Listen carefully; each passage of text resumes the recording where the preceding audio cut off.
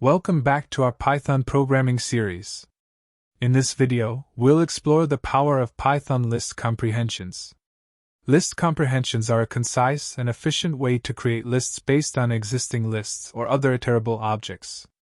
Let's dive in and see how they work. A list comprehension consists of square brackets enclosing an expression, followed by a for clause to iterate over elements, and optional if clauses to filter elements. The resulting list is generated by evaluating the expression for each element in the iteration. Let's look at an example.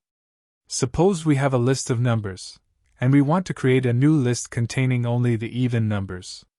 We can achieve this with a list comprehension like this. In this example, we iterate over each element number in the numbers list. The if clause filters out the odd numbers, leaving us with only the even numbers. The resulting list, even_numbers, will contain 2, 4, 6, 8, 10. To summarize, list comprehensions are a powerful tool in Python that allows you to create new lists in a concise and readable way. They are especially useful when you need to filter or transform elements from an existing list. Remember the basic structure: expression for element in iterable if condition,